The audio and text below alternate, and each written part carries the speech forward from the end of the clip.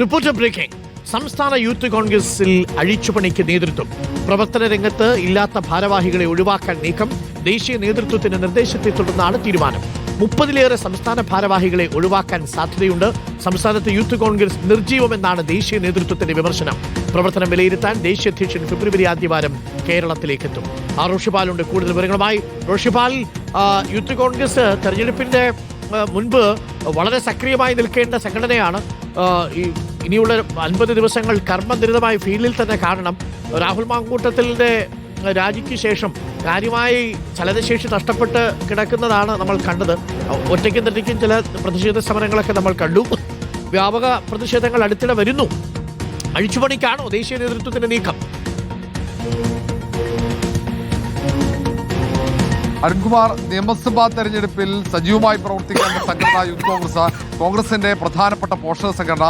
ആ സംഘടന കുറച്ചു കാലമായി അങ്ങനെ സജീവമല്ല എന്ന വിലയിരുത്തലിലേക്കാണ് ദേശീയ നേതൃത്വം എത്തുന്നത്. കഴിഞ്ഞ ദിവസം ദേശീയ നേതൃത്വത്തിലെ പ്രതിനിധികളടക്കം പങ്കെടുത്ത യോഗത്തിൽ രൂക്ഷമായ വിമർശനമാണ് ഉണ്ടായത്.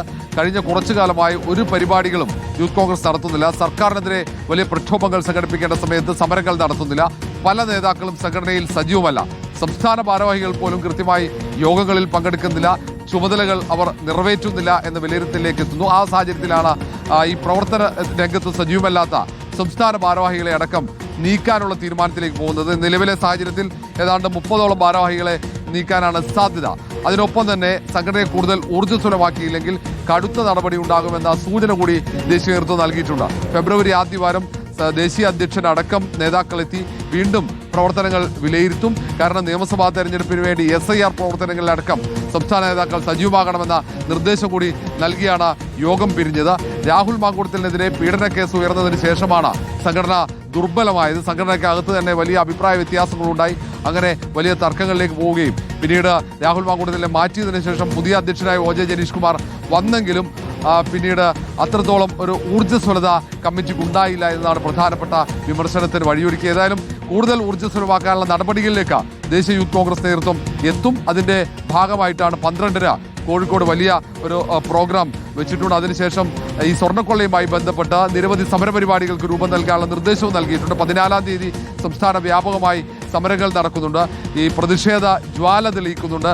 മകരവിളക്കിന്റെ സമാനമായ സമയത്ത് ഈ സ്വർണ്ണക്കൊള്ള സംബന്ധിച്ചുള്ള പ്രതിഷേധം. പിന്നീട് നിയമസഭാ മാർച്ചും തീരുമാനിച്ചിട്ടുണ്ട്. അരുൺകുമാർ നൽകിയത്. അപ്പോൾ യൂത്ത് കോൺഗ്രസിൽ സമഗ്ര അഴിച്ചുപണി വരാൻ പോകുന്നു എന്നാണ് റോഷിപാൽ പറയാൻ പോകുന്നത്. നിർജീവമായിട്ടിരിക്കുന്ന നേതാക്കളെയൊക്കെ മാറ്റും. അതിനുശേഷം വളരെ ചടുലമായിട്ട് ഇടപെടാൻ കഴിയുന്ന ചില നേതാക്കളൊക്കെ വീണ്ടും യൂത്ത് കോൺഗ്രസിൽ വരികയും ചെയ്യും.